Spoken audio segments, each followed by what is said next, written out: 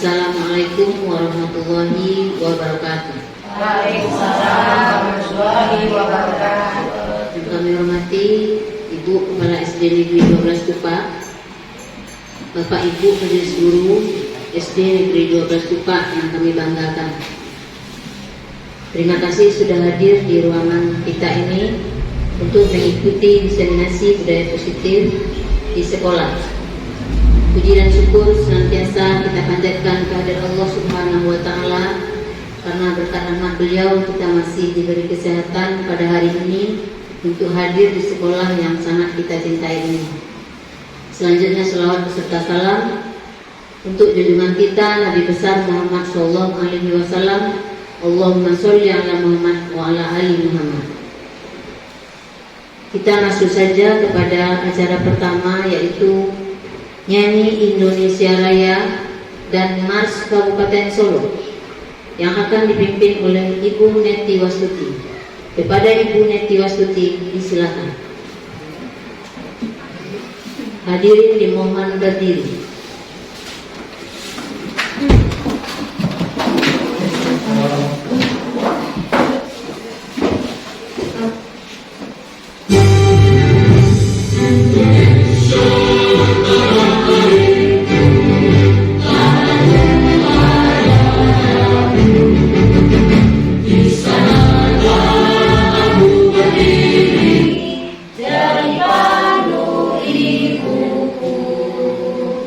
Indonesia.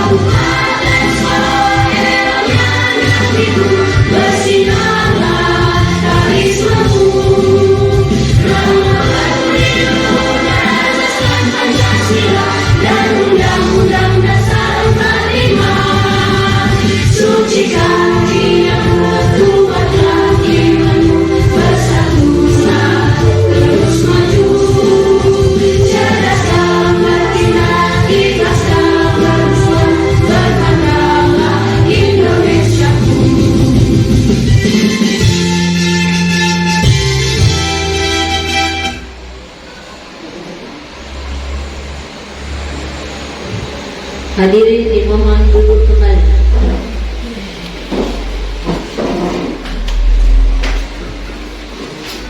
Selanjutnya, kata sambutan dari Kepala Sekolah SD Negeri 12 Cupa. Kepada Ibu disilakan.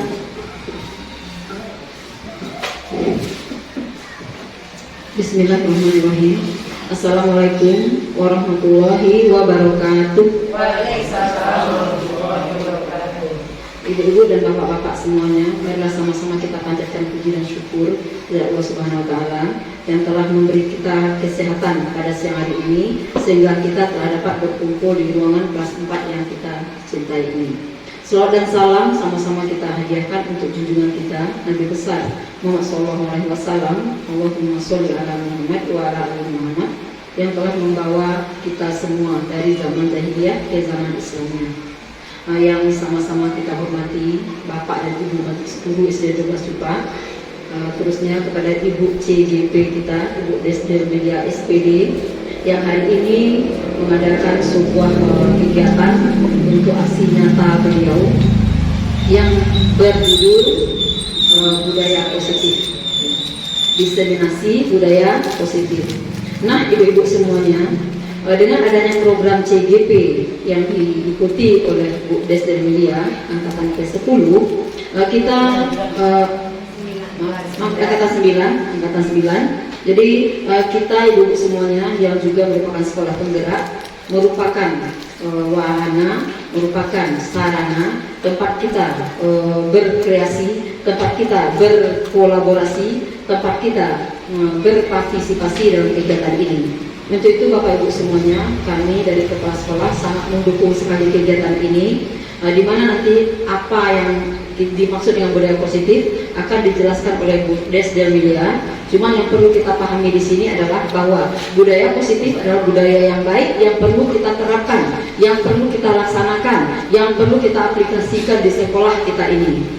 Mudah-mudahan nanti dengan diseminasi yang beliau sampaikan kepada kita semuanya menambah ilmu kita, menambah bekal untuk kita menghadapi siswa-siswa kita semuanya yang tidak akan terlepas dari tugas dan tanggung jawab kita semuanya menghadapi anak yang sangat membutuhkan bimbingan, yang sangat membutuhkan arahan dari kita, yang semuanya harus berpihak kepada kebutuhan dan karakteristik mereka.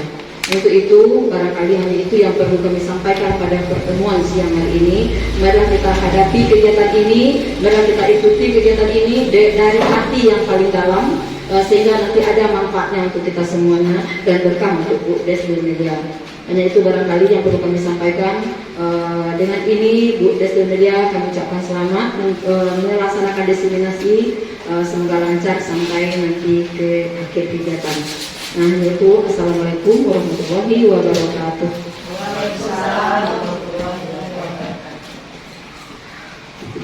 Baik Bapak Ibu, kita masuk saja ke kegiatan inti, yaitu diseminasi budaya positif di sekolah yang akan dipaparkan oleh Ibu Desder Media. Pada Ibu Desder Media, disilakan.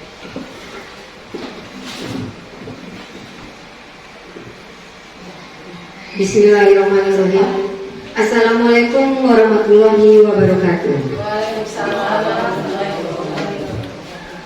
Kata-kata penghormatan kita tumpangkan saja dan kepada protokol. Saya di sini ingin memberikan sedikit pemahaman dan penerapan bagaimana budaya positif nanti diterapkan di sekolah kita ini atau mendiseminasikan tentang budaya positif. Terima kasih saya ucapkan kepada guru hebat SDN 12 Cupa yang telah mendampingi saya berada di dalam diskusi kita atau diseminasi kita pada siang hari ini. Kemudian saya ucapkan juga salam guru hebat, bergerak, menggerakkan. Semoga SDN 12 Cupa selalu memberikan pembaruan-pembaruannya atau siap menerima perubahan-perubahan dalam dunia pendidikan. Baiklah Bapak Ibu, pada kesempatan kali ini saya akan mendiseminasikan tentang budaya positif. Apa sih budaya positif itu? apa-apa saja yang termasuk ke dalam budaya positif itu. Terlebih dahulu kita mengetahui apa sih budaya positif itu. Budaya positif itu merupakan bentuk perwujudan dari nilai-nilai atau keyakinan universal yang diterapkan melalui pembiasaan-pembiasaan yang baik oleh seluruh warga sekolah. Artinya budaya positif itu adalah nilai-nilai keyakinan yang bersifat universal atau yang bersifat umum, yang kita terapkan melalui pembiasaan atau praktek-praktek baik di lingkungan sekolah kita. Nah, ini dia. Mana saja yang termasuk budaya positif? Itu yang pertama adalah perubahan paradigma baru. Yang kedua, disiplin positif. Yang ketiga, kebutuhan dasar manusia. Yang keempat, motivasi perilaku manusia. Yang kelima, posisi kontrol, restitusi. Kemudian yang keenam, keyakinan kelas. Dan yang terakhir itu adalah segitiga restitusi yang memiliki peranan penting bagi kita sebagai guru atau sebagai pendidik yang akan melahirkan generasi-generasi yang berkarakter sesuai dengan profil pelajar Pancasila. Nah, ini kita mulai dari budaya positif yang pertama.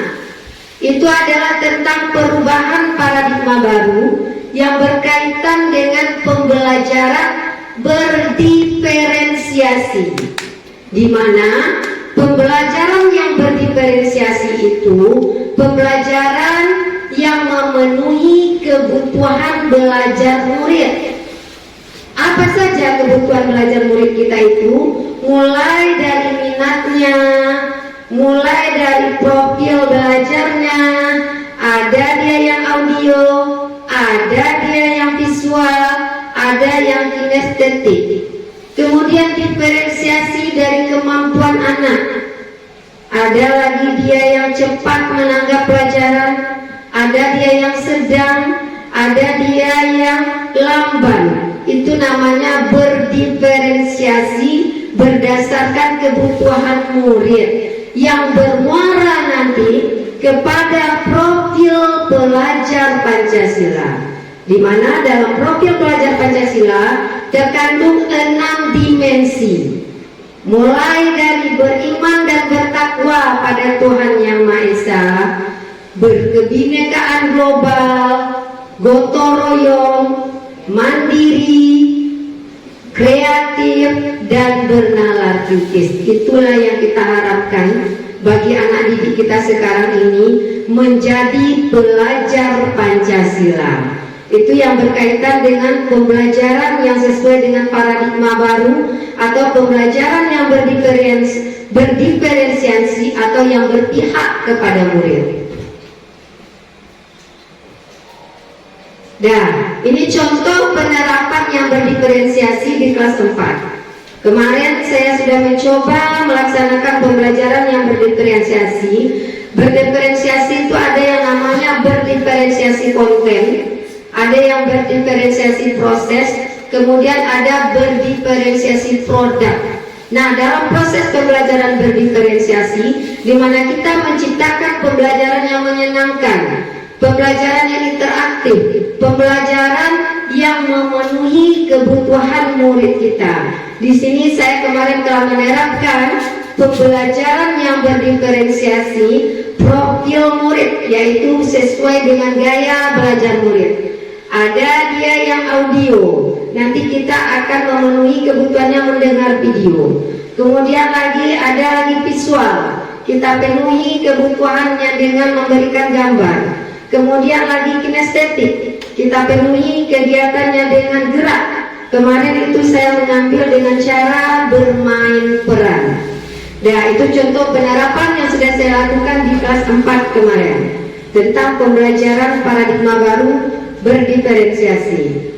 Dan sekarang budaya positif yang selanjutnya itu adalah disiplin positif. Disiplin itu kita dengan satu kata, yaitu kepatuhan. Kemudian disiplin itu identik lagi dengan kata-kata tertib, peraturan, dan disiplin itu identik lagi dengan kata sebuah hukuman atau sanksi. Tapi yang diminta pada budaya positif ini adalah disiplin positif, di mana disiplin positif itu merupakan salah satu cara menerapkan disiplin yang menumbuhkan kesadaran peserta didik kita untuk melakukan suatu kegiatan tanpa adanya sebuah ancaman, tanpa adanya sebuah ketakutan, tanpa adanya sebuah hukuman. Jadi membangkitkan motivasi yang berasal dari dalam diri peserta didik untuk mematuhi suatu aturan, di mana kita sebagai guru harus menciptakan murid-murid yang memiliki disiplin ini atau yang berperilaku yang berasal dari dirinya sendiri atau berasal dari motivasi intrinsik, bukan karena dia kena takut hukuman, bukan karena dia takut sebuah ancaman untuk melaksanakan disiplin. Berarti intinya di sini, pada disiplin positif kita membangkitkan kesadaran anak didik kita untuk berlaku sesuai dengan kesadaran yang berasal dari dalam dirinya. Contoh, peserta didik kita memilih sampah. Jika anak didik kita memilih sampah tanpa kita minta, tanpa kita suruh, tanpa kita perintahkan terlebih dahulu, kelihatan sampah di depannya dia pungut, kelihatan sampah di kelasnya dia pungut, berarti dia melaksanakan disiplin mengambil sampah dengan hati dan kesadaran yang berasal dari diri sendiri. Tetapi jika kita meminta, masih menyuruh anak kita, nak tolong ambil sampah, berarti kita masih memberikan dorongan kepada anak didik kita untuk melakukan sesuatu pekerjaan, berarti bukan berasal dari dirinya. Jadi yang dituntut di sini adalah kegiatan yang berasal dari diri anak itu sendiri untuk melakukan suatu pekerjaan, atau yang berasal dari dirinya yang dikenal dengan motivasi intrinsik, bukan ekstrinsik.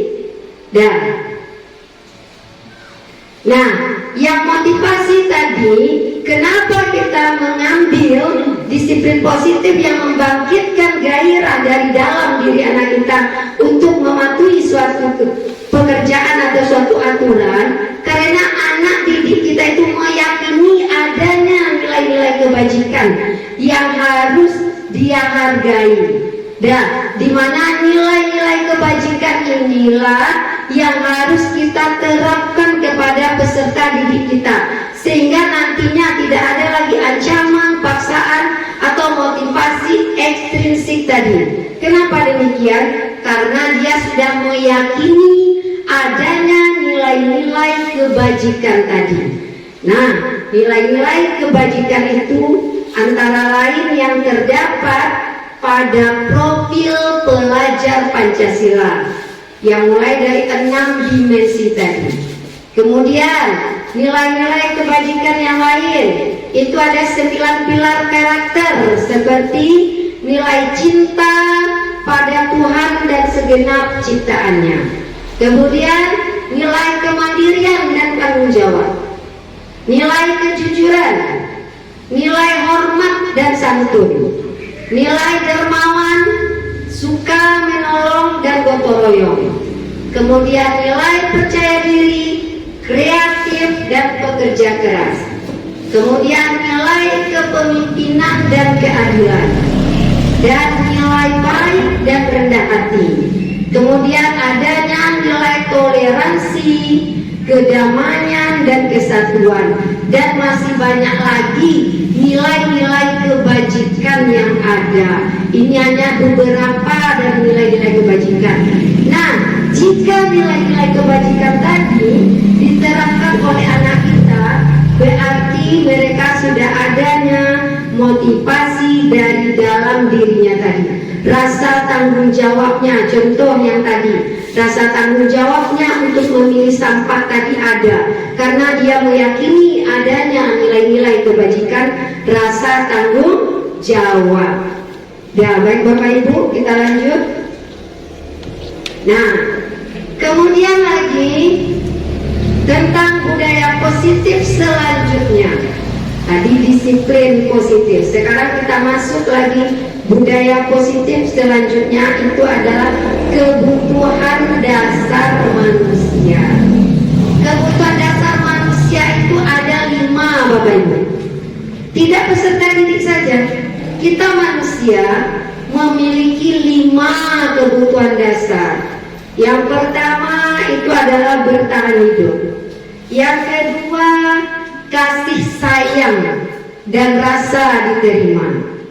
Yang ketiga itu adalah nilai atau kebutuhan dasar manusia, penguasaan. Yang keempat, kebebasan. Dan yang kelima, kesenangan. Dan kita akan bahas satu persatu, mulai dari kebutuhan manusia yang bertahan hidup. Apa sih maksudnya?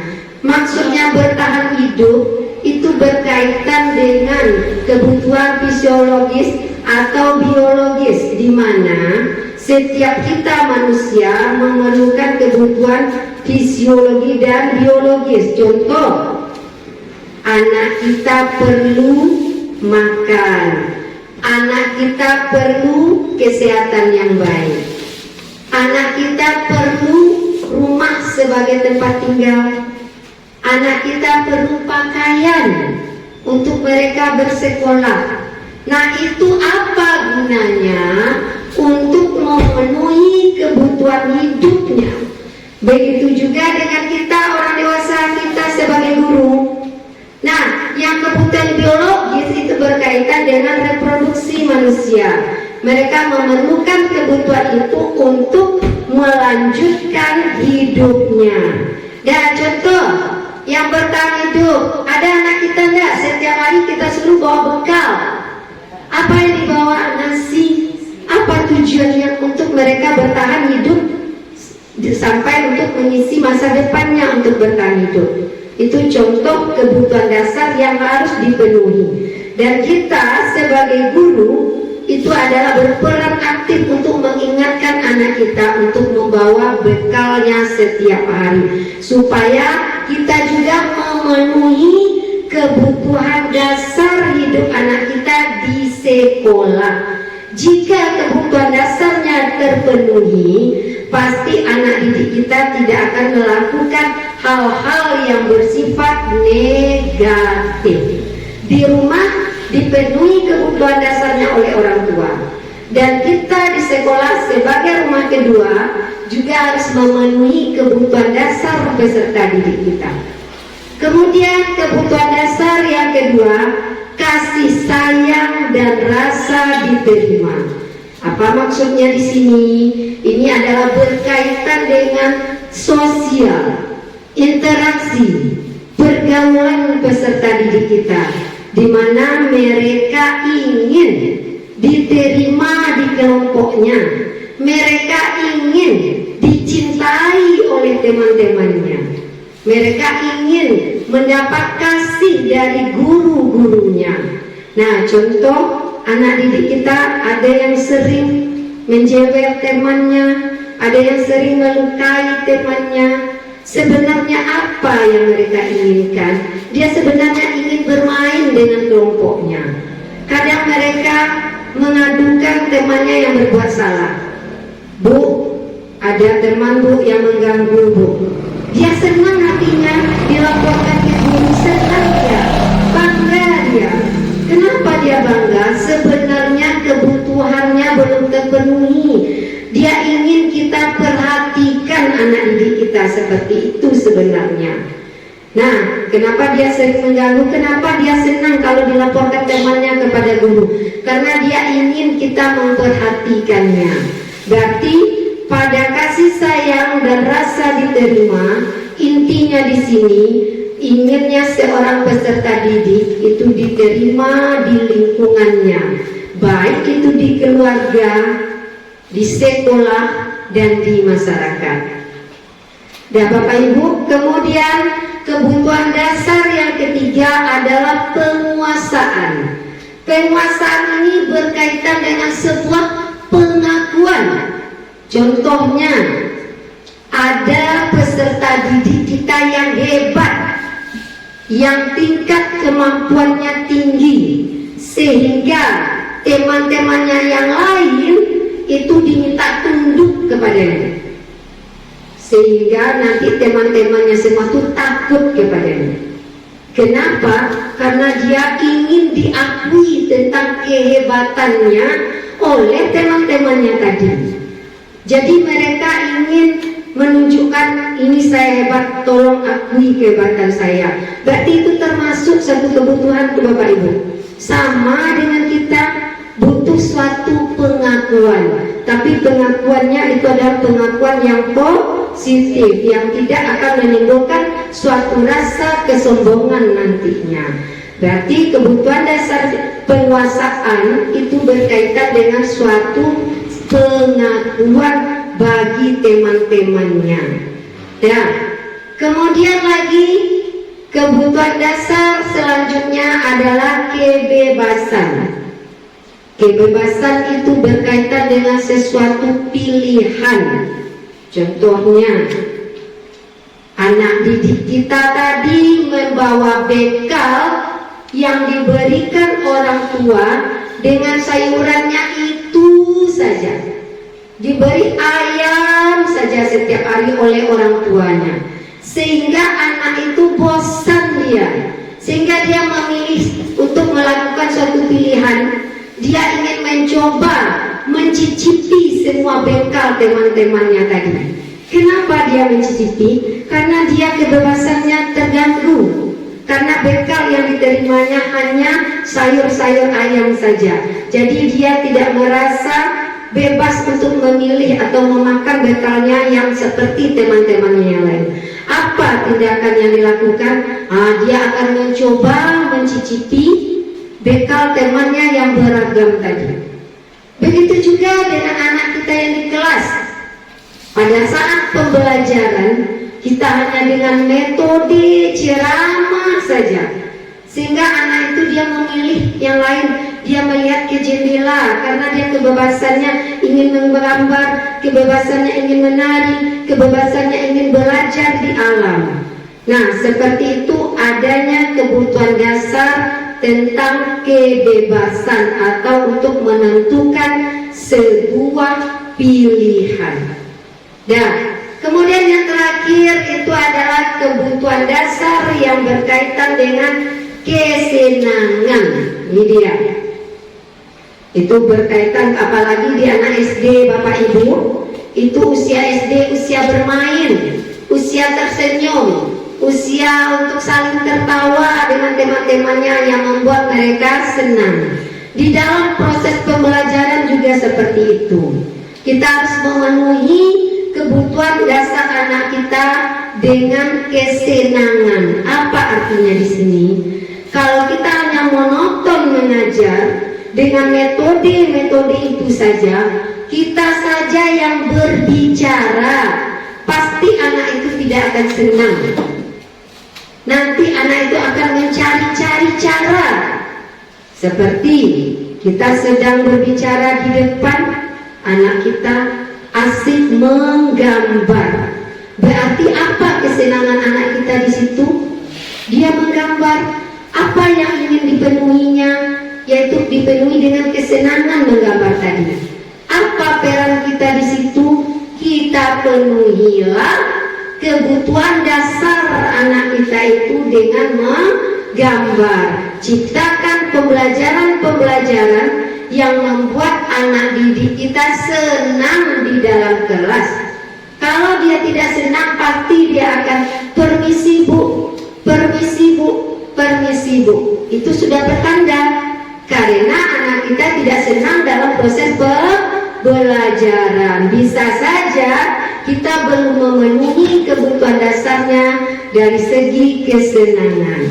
Oke, baik Bapak Ibu, berarti itulah 5 kebutuhan dasar yang dimiliki oleh manusia termasuk peserta didik kita.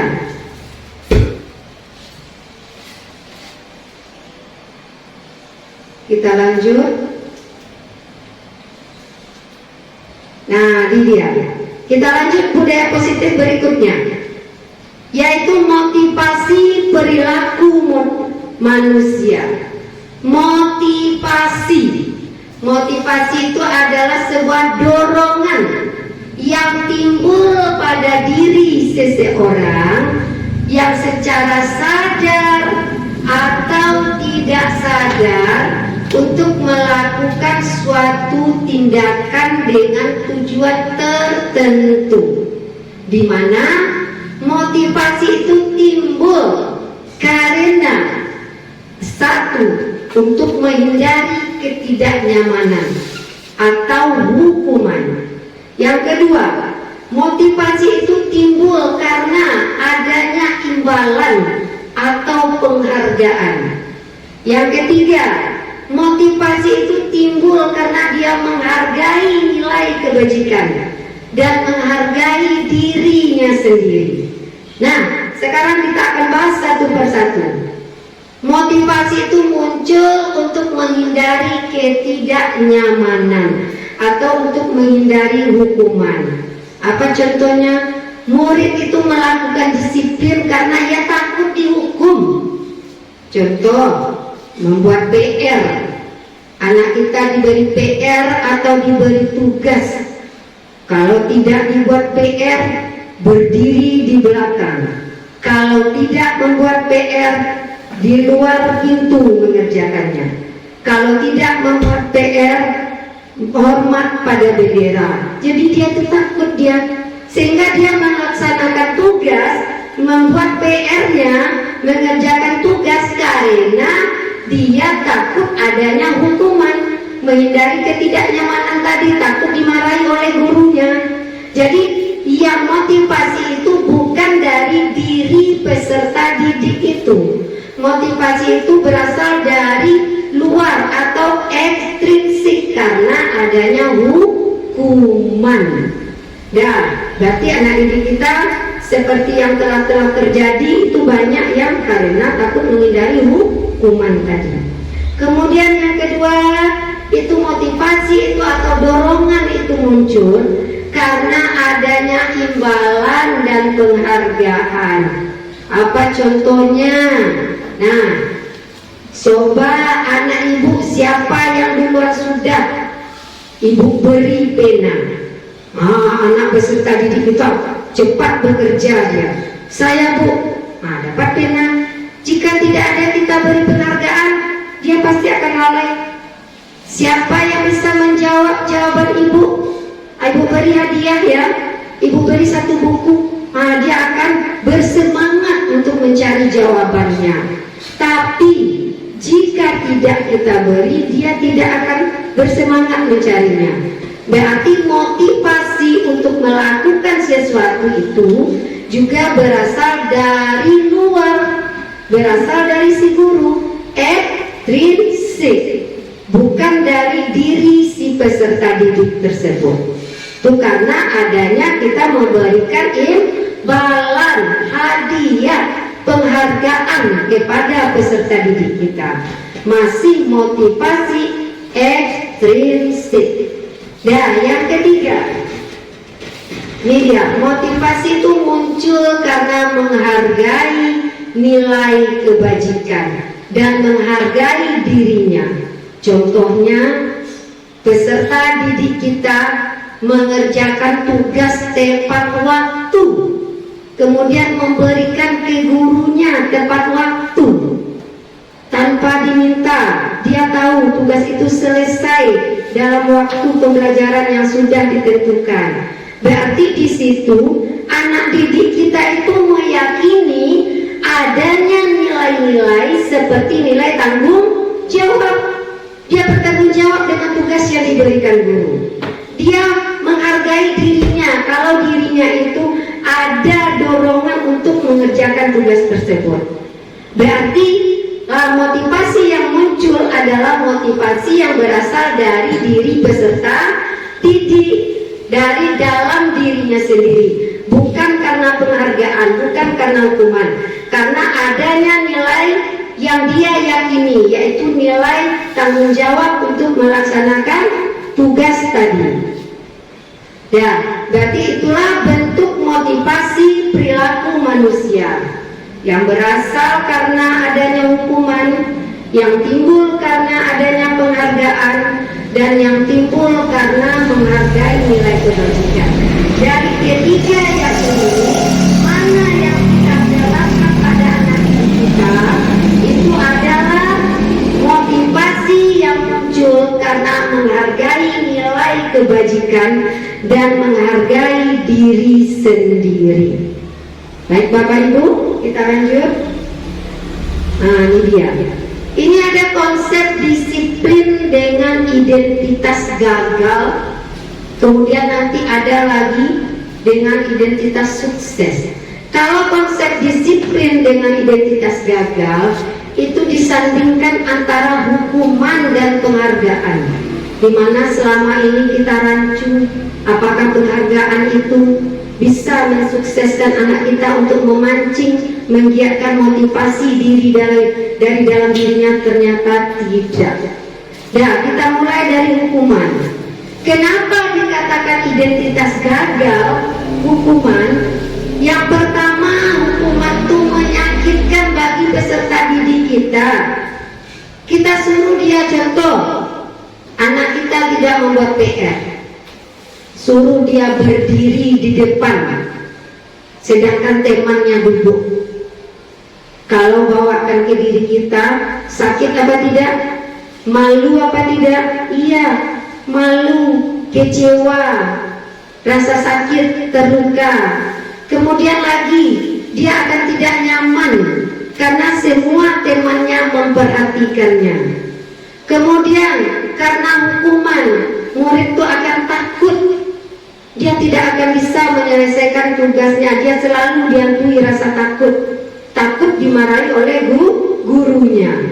Kemudian lagi sifatnya memaksa kalau hukuman. Jika tidak ada tugas, tidak membuat PR, berdiri. Berarti kita memaksa anak kita. Ya, itu yang namanya hukuman. Kemudian lagi, hukuman. Dengan pemberian hukuman, murid akan menyembunyikan kesalahannya. Apa maksudnya di sini? Dia tidak mau jujur. Kenapa tidak membuat PR? Lupa Bu. Padahal siapa tahu anak didik kita itu belum mengerti dengan tugas yang kita berikan. Karena dia takut tadi diberi hukuman lagi, dia berbohong, menyembunyikan kesalahannya. Dia mengakui, lupa Bu, kemarin tertidur Bu. Sebenarnya apa? Sebenarnya anak didik kita itu belum paham dengan tugas yang kita berikan. Kemudian lagi, murid tersebut pasti akan rendah diri. Kenapa rendah diri? Berdiri di depan kelas seperti ini pasti akan diejek oleh teman-temannya, pasti akan ditertawakan oleh teman-temannya. Dan makanya pemberian hukuman itu identitas gagal. Oke Bapak Ibu. Selanjutnya pemberian penghargaan yang selama ini kita beri. Selama ini kita tidak tahu. Ternyata pemberian penghargaan juga termasuk pada identitas gagal. Kenapa? Yang pertama, tidak efektif. Kenapa tidak efektif? Karena anak yang kita beri penghargaan, nantinya dia akan mengharapkan penghargaan itu terus, dan kita pancing dia dengan penghargaan. Siapa anak ibu yang bisa mengerjakan tugas ibu beri hadiah ya? Contohnya, iya Bu, dia bersemangat mengerjakannya. Kenapa? Karena dia mengharapkan penghargaan dari ibunya. Besok kita mengajar lagi, Contohnya Bu Agama mengajar lagi di kelas 4, diberi penghargaan pertama. Ketika Bu Agama masuk lagi, dia mengharapkan penghargaan lagi. Bu, nanti kasih penghargaannya Bu. Jadi dia tergantung karena adanya penghargaan tadi, baru dia bersemangat untuk melaksanakan tugas. Dan kemudian lagi penghargaan akan merusak hubungan. Penghargaan akan merusak hubungan. Apa maksudnya di sini? Penghargaan yang kita berikan membuat rasa iri teman-temannya yang lain. Kita beri si A hadiah, contohnya buku, karena dia dapat mengerjakan tugas paling dulu. Yang lainnya yang tidak dapat buku, dia akan merasa iri. Oh itu iya, si Depinda saja yang dapat buku, dia pintar, pasti Depinda saja yang dapat buku. Kapan kita yang dapat buku? Disitulah yang dapat merusak hubungan antara sesama peserta didik kita, menimbulkan rasa iri dengan peserta didik yang lain. Kemudian lagi mematikan kreativitas. Ketika kita bersemangat memberikan penghargaan, anak didik kita itu bersemangat mengerjakan. Ketika kita tidak menghargai, memberinya hadiah lagi atau penghargaan lagi, maka dia tidak akan bersemangat mengerjakan tugas. Mereka akan lalai-lalai saja karena dia tahu, oh ibu sekarang tidak memberi penghargaan, udahlah biar kita nanti aja kita kerjakan. Berarti dia tidak membangkitkan kreativitas anak lagi. Kemudian lagi menghukum dengan sistem ranking. Ini yang selama ini yang kita laksanakan.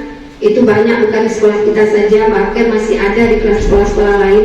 Contoh, anak kita yang ranking 1 dan ranking 2, beda nilainya hanya 2 atau 1 angka.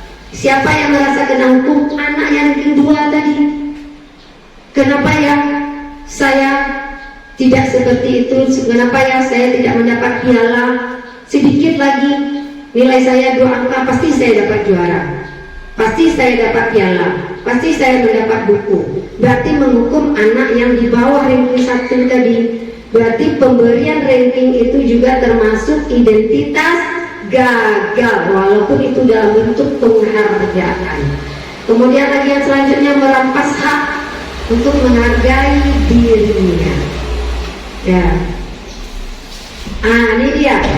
Ini adalah konsep disiplin dengan identitas sukses. Itu adanya konsekuensi dan restitusi. Itu membangkitkan identitas sukses. Yang pertama konsekuensi, tapi konsekuensi itu masih dalam jangka pendek.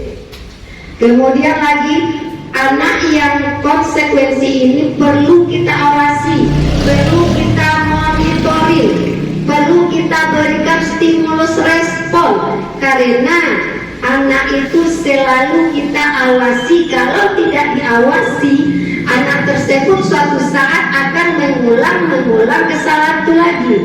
Contohnya yang konsekuensi, dia mematahkan pensil temannya. Anak itu pasti mengganti dengan pensilnya karena dia tahu mematahkan konsekuensi, mematahkan pensil, apa konsekuensinya? Ganti lagi bu. Kemudian anak kita berlari-lari dari luar masuk ke kelas, tanpa sengaja tumpah air, pecah gelas. Dia langsung mengumpulkannya yang berserakan tadi. Kenapa dia kumpulkan? Karena dia tahu itu konsekuensinya. Jika menumpahkan air berserakan, dibersihkan lagi. Tetapi apakah dia memang tidak mengulang untuk berlari-lari kembali? Itu tidak menjamin, karena prinsipnya konsekuensi itu hanya dalam jangka pendek. Selalu kita berikan stimulus, selalu kita ingatkan, selalu kita monitoring, sehingga anak yang tadi tidak ada waktunya untuk merenungi kesalahannya. Tidak ada, oh kenapa ya saya memecahkan, menyenggol gelas ibu tadi, oh kenapa ya saya mematahkan pensil teman dia tadi. Karena dia tidak ada waktunya untuk memikirkan kesalahannya yang terjadi. Itu konsekuensi. Dia tahu hanya kalau mematahkan pensil teman, ganti dengan pensilnya. Kalau dia tahu kalau tumpah air atau pecah gelas, dia tahu kalau konsekuensinya hanya membersihkan. Seperti itu saja. Tetapi itu juga masuk pada identitas sukses tanpa adanya hukuman, karena dia sudah tahu konsekuensinya apa. Kemudian restitusi ini dia. Pada restitusi ini murid akan bertanggung jawab dengan kesalahan yang ia lakukan. Ia akan mencari solusinya. Dia akan melakukan kontrol dirinya, sehingga dia belajar dari kesalahannya tersebut. Kemudian dia bisa bersemangat memperbaiki kesalahannya. Kenapa? Karena sudah adanya motivasi dari dalam diri anak tersebut untuk mau memperbaiki kesalahannya. Berarti inilah konsep disiplin dengan identitas sukses, yaitu konsekuensi dan restitusi. Nah, ini dia pendekatan restitusi. Itu pendekatan yang menciptakan kondisi bagi murid untuk memperbaiki kesalahannya dan mencoba mencari solusi kesalahannya itu sehingga dia diterima lagi di kelompoknya. Kemudian itu adalah ciri-cirinya. Itu restitusi itu bukan menebus kesalahan, tapi belajar dari kesalahan. Kemudian lagi memperbaiki hubungan.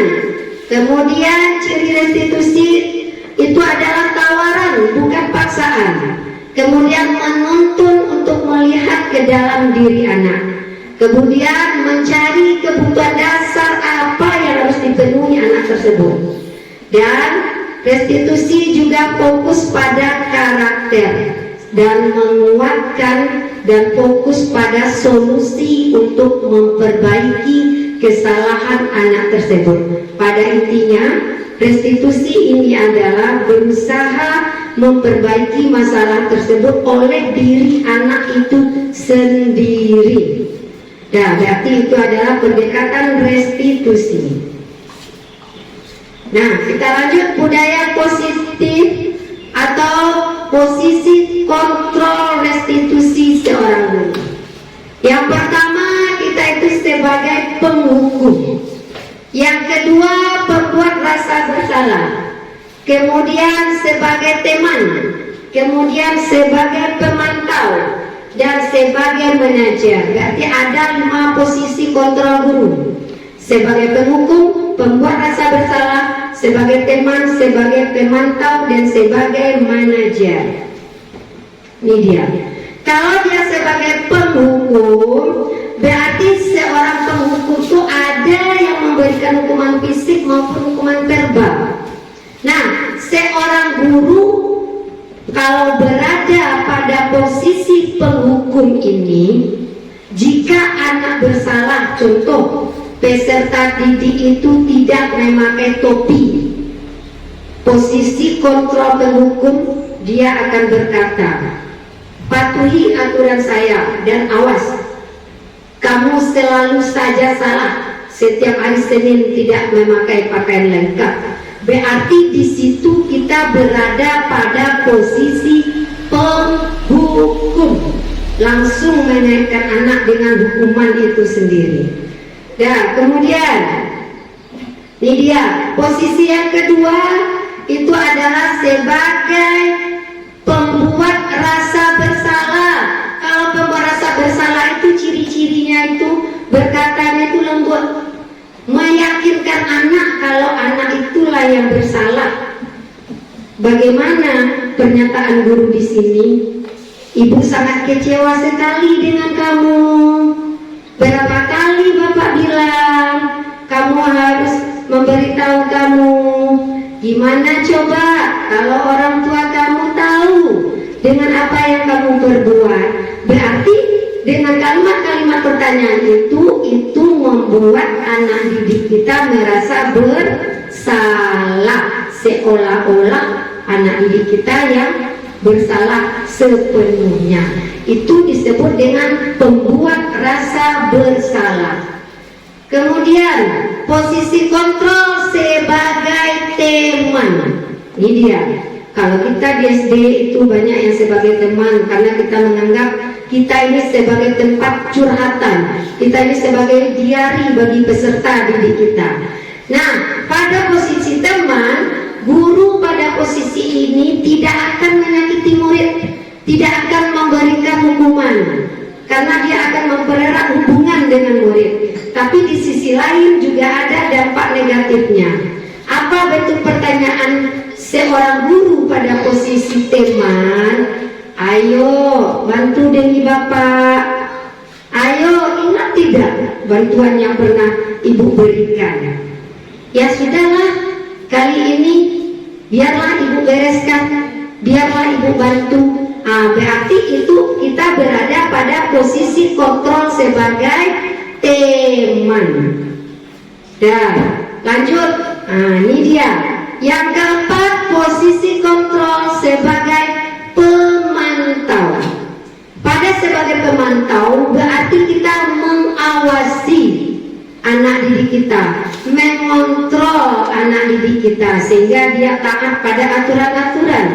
Contohnya kalimat yang disampaikan guru pada posisi kontrol ini, jika anak kita bersalah, misalnya terlambat datang ke sekolah, peraturannya apa, kemudian apa yang kamu telah lakukan, kemudian lagi kamu tahu tidak konsekuensinya apa jika terlambat ke sekolah. Berarti kita memantau, mengontrol anak didik kita yang berbuat salah. Ya, itu posisi kontrol pemantau. Kemudian posisi kontrol terakhir itu adalah manajer. Dari kelima posisi kontrol, inilah yang kita harapkan. Posisi kontrol sebagai manajer, di mana kita menggiring anak di situ menyelesaikan suatu masalah dengan cara menggiring anak menemukan solusinya sendiri untuk menyelesaikan masalahnya sendiri. Apa bentuk pertanyaan yang diberikan guru pada posisi manajer? Apa yang kita yakini atau kesepakatan apa yang sudah kita sepakati? Dan kamu bersedia memperbaikinya? Bagaimana cara kamu memperbaiki kesalahannya?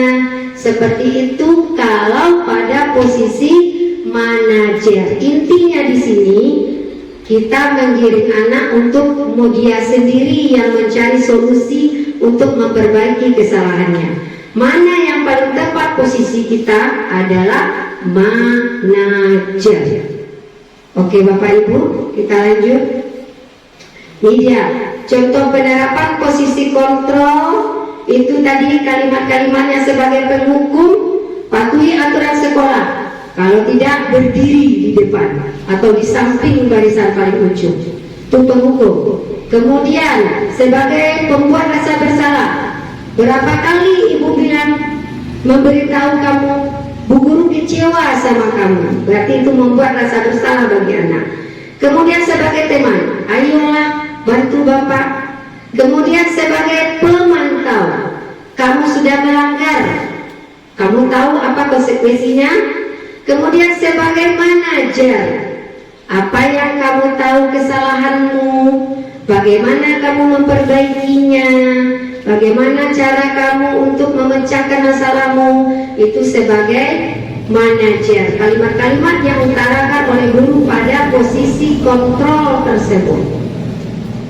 Ya, kita masuk lagi budaya positif. Sebelumnya kita akan putar video tentang posisi kontrol sebentar.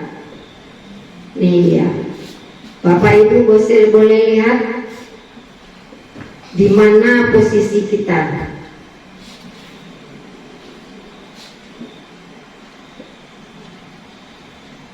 Basket 5 kali sekalian, biar kapok. Cepat, pergi sana ke lapangan basket.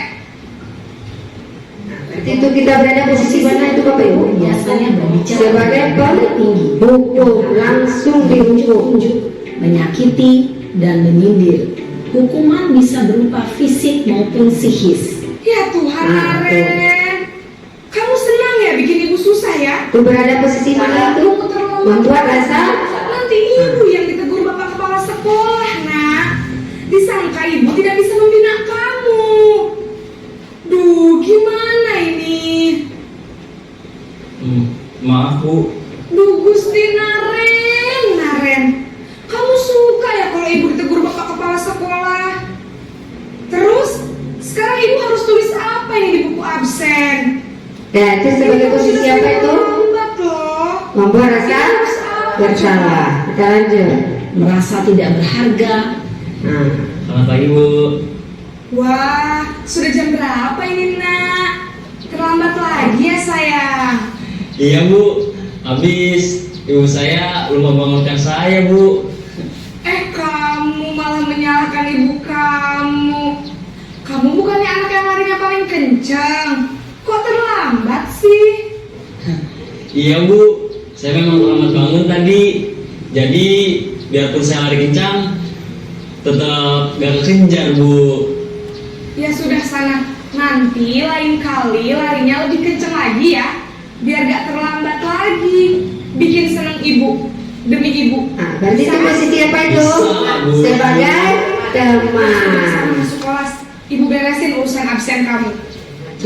Murid bisa berperilaku baik, namun Paham Bu.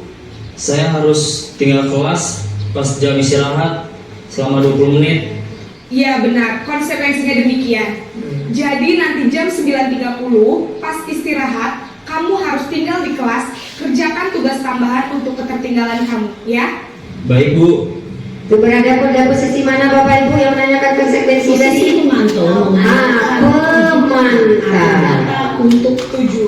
Jadi, apakah Naren meyakini prinsip saling menghormati tersebut? Iya Bu. Saya meyakininya. Apakah Naren bersedia memperbaiki masalah keterlambatan ini? Bersedia Bu. Bagaimana kamu akan memperbaiki masalah keterlambatan ini? Saya akan coba untuk tidak lupa menyetel alarm saya Bu.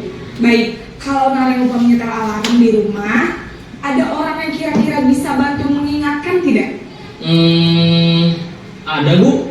Kakak saya, Kak Emma. Ada lagi selain Kak Emma? Selain Kak Emma, ada Berarti itu Ibu pada saya. posisi mana itu Bapak Ibu? Jadi yang mengingatkan Sebagai Kak Emma. manajer. Karena Ibu di dalam video tadi itu menanyakan tentang keyakinan yang sudah disepakati. Berarti mana posisi kontrol kita yang paling bagus tadi Bapak Ibu? Sebagai manajer, kita tidak langsung menghukum anak kita tersebut. Sekarang kita lanjut.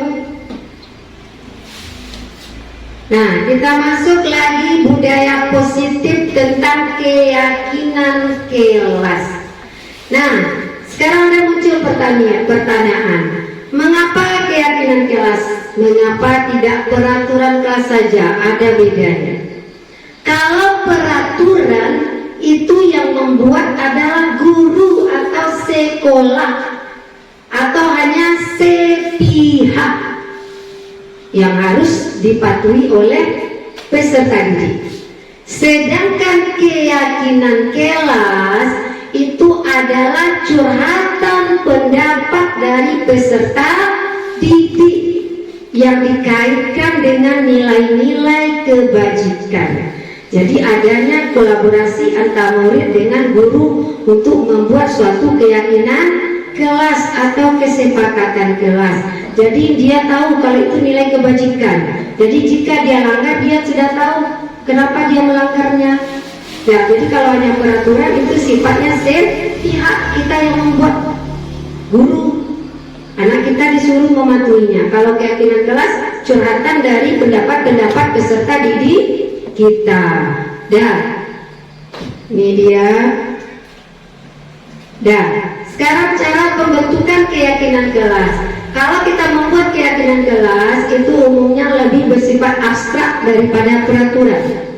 Kemudian lagi berupa pernyataan universal umum. Kemudian semua warga kelas atau semua warga sekolah itu ikut berperan aktif untuk curah pendapatnya untuk membuat satu keyakinan kelas. Kemudian lagi keyakinan kelas itu sedikit saja karena mudah diingat, tidak perlu 20 buah, tidak perlu 15 buah, hanya sedikit 6 atau 7 atau 8 saja, supaya anak didik kita itu mudah mengingat keyakinan-keyakinan apa saja yang sudah mereka buat. Kemudian lagi keyakinan kelas itu dibuat dalam bentuk kalimat positif. Contoh, kita tampilkan sebuah peraturan, tidak boleh membuang sampah sembarangan. Kata tidak kita ubah menjadi kalimat positif, menjadi boleh, bersih, rapi, dan indah. Karena dia sudah tahu di situ, oh bersih ini berarti kita tidak, intinya di sini kita harus buang sampah pada tempatnya. Berarti pada keyakinan kelas itu kalimatnya mengandung kalimat-kalimat positif. Jadi tidak ditemukan lagi kata tidak atau kata jangan. Jangan bertengkar. Nanti kita rubah kalimat positifnya menjadi saling menghormati, saling menghargai, saling rukun. Nah, kemudian lagi yang keyakinan kelas itu sesuai juga dengan kondisi kelas kita atau sekolah kita. Berarti itu adalah cara kita membentuk sebuah keyakinan kelas. Nah, ini dia langkah-langkah dalam menetapkan keyakinan kelas yang ada di kelas kita. Yang pertama dulu kita persilakan murid kita mengingat dulu peraturan-peraturan apa yang ada di kelas. Nanti dia akan menulis di kertas sticknote-nya peraturan-peraturan apa saja yang ada di kelas. Nah, kemudian dia akan mencatat di masing-masing kertas oleh murid tadi. Nah, kalimat-kalimat peraturan tadi itu dirubah menjadi kalimat positif. Setelah menjadi kalimat positif, ditinjau ulang kembali kalimat-kalimat yang sudah ditulis oleh peserta didik kita tadi di bawah bimbingan guru kelas masing-masing. Kemudian semua pendapat disatukan sudah dalam bentuk sebuah keyakinan kelas. Keyakinan kelas juga ditandatangani.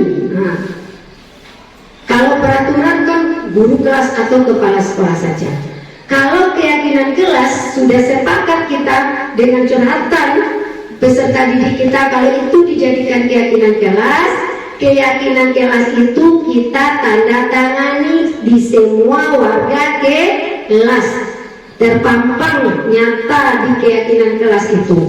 Setelah keyakinan kelas dibuat, sudah disetujui bersama, barulah keyakinan kelas itu ditempel di dinding supaya anak kita selalu membaca, melihat, dan mengingat. Oh, ini keyakinan kelas. Semoga-moga saya tidak melanggarnya. Berarti itu cara membuat keyakinan kelas. Nah, ini dia. Ini bentuk penerapannya di kelas 4. Ini bentuk penerapan di kelas 4 kemarin. Curah pendapat tentang membuat keyakinan kelas. Anak diberi kertas sticknote. Dulu dicurah, silakan dulu anak kita mengingat peraturan-peraturan yang ada. Kemudian dia merubahnya menjadi kalimat-kalimat positif. Kemudian curhatannya tadi ditempel di papan tulis terlebih dahulu. Nanti akan disatukan di bawah bimbingan guru. Kan kadang ada anak kita yang sama keyakinan yang dibuat. Saling menghormati bu, kata yang si A. Yang si B juga bu, saling menghormati. Jadi kita ambil satu saja. Nanti akan didiskusikan kembali, kita dirangkum kembali bersama oleh guru kelas. Setelah kita sepakat itu sudah dijadikan keyakinan kelas, nanti baru kita tempel di dinding. Nah, kemudian ini dia ketika menandatangani keyakinan kelas tersebut. Oke Bapak Ibu? Dah, paham Bapak Ibu? Dah, lanjut. Nah, ini dia contoh bentuk keyakinan kelas yang ada di kelas 4, itu mulai dari disiplin, amal, aman dan nyaman. Aman dan nyaman tuh kita ambil kalimat positifnya dari jangan bertengkar. Kita ganti dengan aman dan nyaman, karena kita sudah giring anak kita. Kalau kita bertengkar berarti kemana itu suasananya nak? Oh, nyaman ya Bu, supaya kelas kita rukun Bu. Iya. Kemudian lagi saling menghormati. Kemudian lagi biasakan ucap terima kasih, tolong, permisi, maaf. Kemudian lagi rapi, bersih, dan indah. Itu keyakinan kelas yang bersifat piket, yang aturannya piket tepat waktu. Kalimat positifnya kita ganti rapi, bersih, dan indah. Nah, kemudian lagi giat literasi. Ayo, kalau aturannya kan rajin membaca, kita ganti dengan giat literasi. Nanti anak kita akan tahu itu apa itu yang giat literasi, karena kita akan pandu anak didik kita dalam membuat keyakinan kelas. Jadi intinya di sini, keyakinan kelas yang kita buat itu adanya kesepakatan semua warga kelas dan atau sekolah dengan gurunya, berbeda dengan peraturan. Ya, oke Bapak Ibu. Nah, dibagi masuk lagi ke budaya positif yang terakhir, itulah segitiga restitusi. Pada segitiga restitusi ini ada 3 tahapan. Yang pertama, menstabilkan identitas. Yang kedua, validasi tindakan yang salah. Yang ketiga, menanyakan keyakinan. Posisi kontrol kita yang baik berada tadi pada posisi mana Bapak Ibu? Manajer. Disinilah kita akan melaksanakan posisi kontrol kita sebagai manajer berkaitan dengan restitusi, menyelesaikan suatu masalah peserta didik dengan cara segitiga restitusi. Apa maksud yang tahap yang pertama? Menstabilkan identitas itu maksudnya menstabilkan identitas kesalahan anak tadi dan yang gagal menjadi sukses. Intinya agar anak kita tidak takut, agar anak kita tadi tidak ada rasa kecemasannya. Apa yang kita lakukan di sini? Pada tahap menstabilkan identitas, kita menyatakan, biasa nak, kalau bersalah itu tidak apa-apa. Semua orang pasti pernah melakukan kesalahan. Membuat salah itu wajar. Jadi dengan kata-kata kita seperti itu, kita membawa anak kita pada identitas sukses. Dia akan merasa tenang walaupun dia berbuat salah. Itu namanya menstabilkan identitas. Kemudian tahap yang kedua, validasi tindakan yang salah.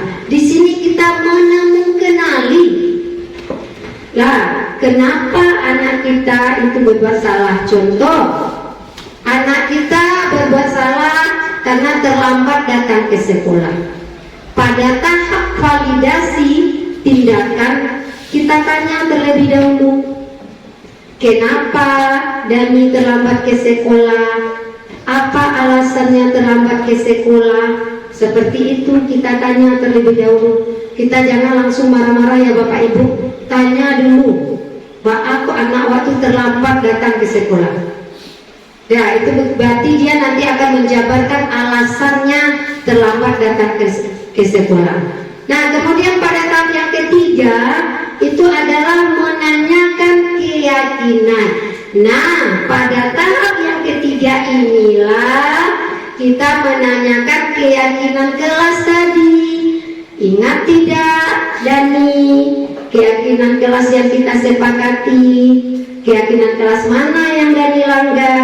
Berarti pada tahap menanyakan keyakinan, kita menggiring anak untuk menemukan solusinya, untuk memecahkan masalahnya sendiri.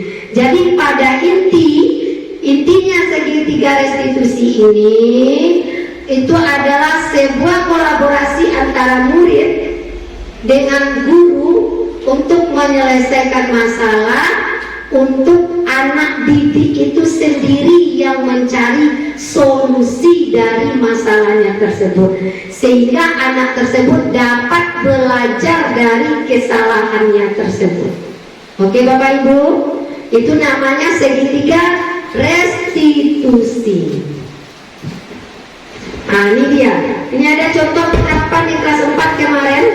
Ada anak yang datang terlambat ke sekolah sehingga ada pelajarannya yang tertinggal. Kemudian lagi kasus yang kedua, ada lagi anak tuh dicontek saja tugasnya oleh temannya sehingga dia marah, dia mengamuk. Sekarang kita akan putar videonya ya, video restitusinya. Nah ini dia.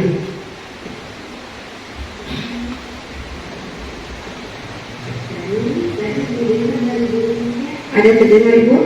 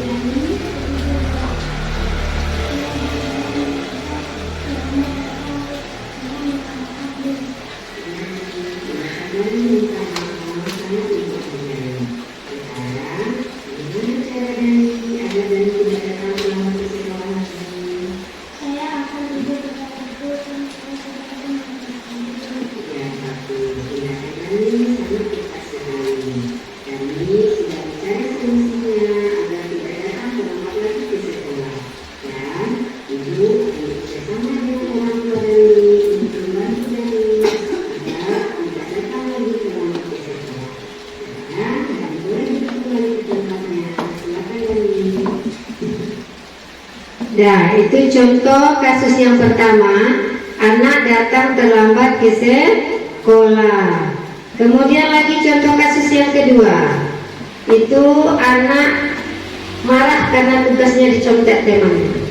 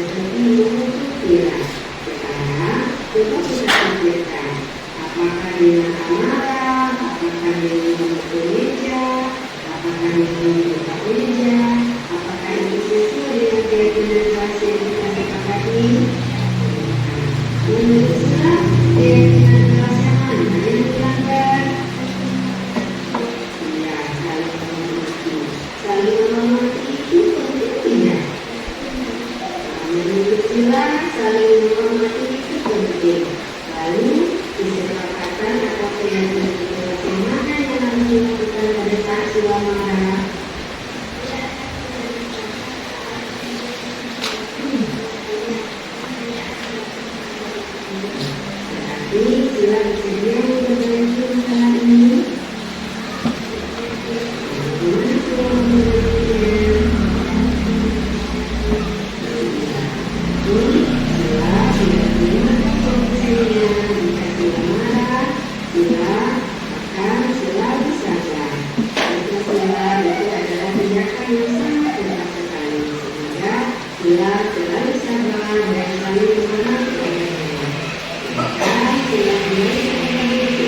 Oke Bapak Ibu, berarti itu adalah contoh dari pelaksanaan atau penerapan dari segitiga restitusi. Jadi pada intinya di sini Bapak Ibu, kita berada pada posisi kontrol dan jika kita ada masalah kita selesaikan dengan restitusi. Ya, jadi hanya itulah Bapak Ibu diseminasi atau penyebarluasan informasi saya pada kesempatan kali ini tentang budaya positif. Jika ada Bapak Ibu ingin bertanya, boleh silakan Bapak Ibu. Oh ya, silakan. Bismillahirrahmanirrahim. Assalamualaikum warahmatullahi wabarakatuh.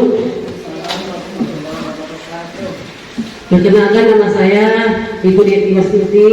Yang di sini yang ingin saya tanyakan Ibu, apa yang harus kita lakukan terhadap anak yang tidak mau sholat 5 waktu? Terima kasih Ibu. Terima kasih, pertanyaannya bagus sekali.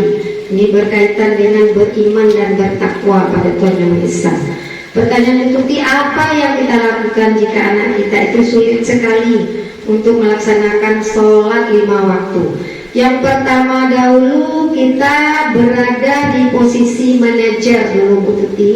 Kita laksanakan peran kita berada pada posisi manajer. Kemudian kita laksanakan segitiga restitusi. Kita ajak anak kita dulu, kemudian kita tanyakan dengan langkah-langkah segitiga restitusi. Jangan kita langsung menghukum sekali. Oh, kamu tidak sholat, baris di ujung sana. Oh, kamu tidak sholat, panggil orang tuamu langsung. Tidak seperti itu. Kita selesaikan dulu dengan segitiga restitusi. Kita tanya dulu. Jangan buat anak kita takut ketika saat kita menanya. Jangan buat anak kita itu cemas saat kita mengungkapkan isi hatinya supaya dia berkata jujur kepada kita. Kemudian lagi kita tanya alasannya, kenapa dia tidak sholat. Siapa tahu ada kendala-kendalanya di rumah, atau siapa tahu hafalan sholatnya belum hafal Bu, siapa tahu tak pernah Bu melaksanakannya Bu, karena orang tua saya di rumah tidak sholat Bu. Itu kita harus tanya dulu, kenapa anak kita tidak melaksanakan sholat tepat waktu. Kemudian baru nanti kita kaitkan dengan keyakinan kelas kita tersebut. Jika langkah restitusi kita laksanakan, ada bentuk-bentuk lain nanti. Tapi yang ingin kita tampilkan di sini bukan dari ekstrinsik lagi. Kita munculkan dari motivasi anak didik kita supaya dia sholat 5 waktu. Apa langkahnya? Kita identifikasi dulu kesalahannya, kita tanya dulu alasannya, baru kita tanya keyakinan kita tentang sholat tadi. Insya Allah dengan posisi manajer, dengan posisi kita sebagai pengiring anak untuk memecahkan masalahnya sendiri, nanti perlahan-lahan itu akan mudah diterapkan oleh anak didik kita yang berasal dari motivasi dari dalam dirinya sendiri. Jadi hanya seperti itu Bu Tuti. Intinya di sini kita lakukan posisi manajer kita laksanakan segitiga restitusi untuk mendampingi anak didik kita agar dia dapat menyelesaikan masalahnya. Kenapa dia tidak sholat 5 waktu? Jangan langsung kita memberi hukuman. Intinya di situ Bapak Ibu, kita sebagai guru, insya Allah Bapak Ibu sudah kenal sedikit, sudah paham sedikit dengan materi ini. Mari kita tergerak hati kita untuk mulai dari diri kita, untuk melakukan posisi kita sebagai manajer. Jangan sedikit-sedikit berteriak, jangan sedikit-sedikit menghardik, jangan sedikit-dikit memberi hukuman jika anak kita bersalah. Mari kita laksanakan dulu dengan segitiga restitusi untuk menyelesaikan masalah tersebut. Jadi hanya demikianlah yang dapat saya sampaikan pada kesempatan kali ini. Saya ucapkan beribu terima kasih kepada Bapak Hebat 12 Cupa ini. Semoga apa yang disampaikan dapat kita terapkan baik itu di kelas maupun di sekolah kita ini. Amin amin ya robbal alamin. Alhamdulillah.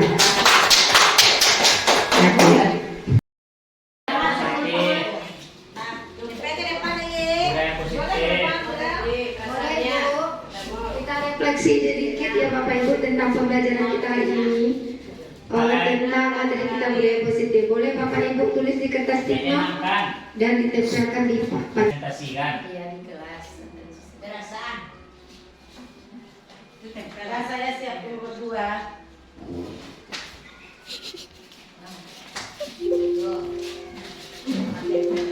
Video coba.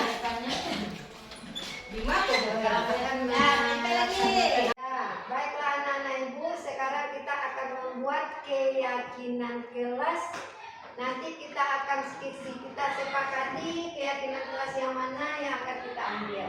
Pertama dulu kita ingat dulu peraturan apa saja yang masih anak ibu ingat, peraturan apa di kelas kita? Yang peraturan dulu. Yang peraturan kelas. Jangan buang sampah. Apa lagi peraturannya? Tidak bertengkar, kan itu enggak. Nah, kesempatan ini kita akan buat peraturan-peraturan itu menjadi sebuah keyakinan kelas kita yang kita sepakati bersama. Apa nanti pendapat anak ibu di mana peraturan kelas itu kita ganti menjadi keyakinan kelas. Kata tidak dan kata jangan kita robah menjadi kalimat positif. Jadi ada bedanya. Kalau pada peraturan sekolah hanya ibu yang membuat, sedangkan keyakinan kelas itu ibu bersama anak murid ibu yang membuatnya.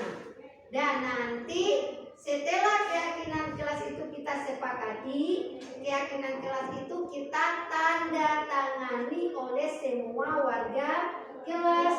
Jadi yang kalimat negatif pada peraturan kita ganti dengan kalimat positif. Contoh tadi pada peraturan jangan bertengkar, kita buang kata jangannya, kita ganti dengan kalimat positif. Saling menghormati. Paham anak ibu caranya? Jadi nanti anak ibu tulis di kertas tipnote apa nanti keyakinan apa yang anak ibu tulis nanti kita buat nanti suatu kesepakatan bersama nanti. Baru kalau kita sudah sepakat baru kita jadikan sebuah keyakinan kelas. Intinya di sini pada peraturan yang kalimatnya negatif kita ganti menjadi kalimat positif seperti apa nanti kelas kita yang anak ibu inginkan. Dah, setuju anak ibu? Nah, sekarang tulis kembali. Nah, keyakinan apa yang anak ibu inginkan? Ayo. Nanti tulis.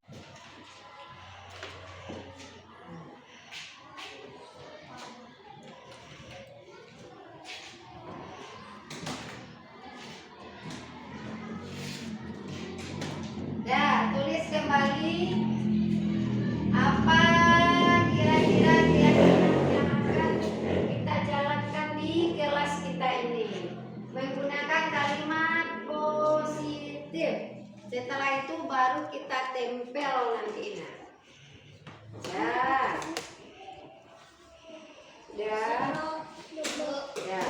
Ya ini. Sekarang anak ibu tempel keyakinan kelasnya ya. Yang dari laki-laki anak ibu dulu nak. Satu-satu oke, sambil.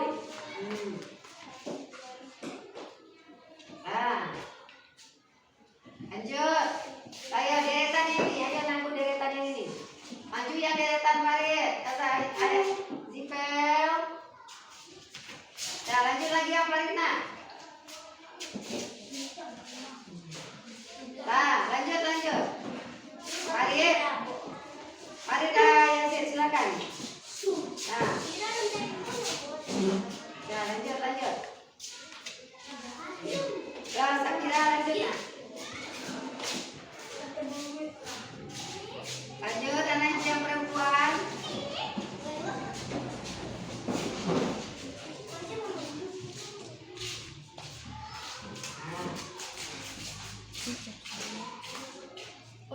Lanjut nak, Ci. Siapa lagi?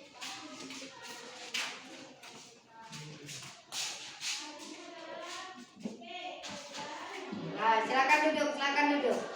Lah, ya berarti anak ibu coba kita baca ya.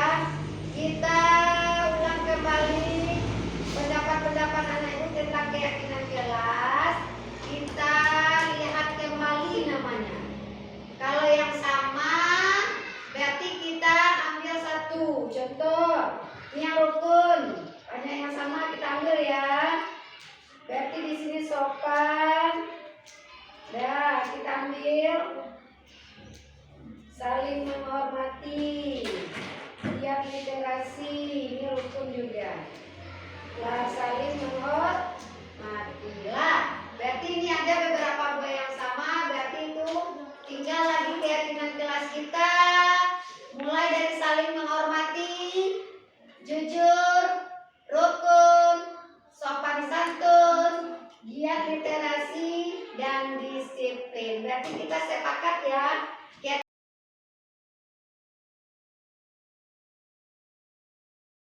Iya, nama saya Farid. Saya senang membuat keyakinan kelas agar saya lebih menghormati.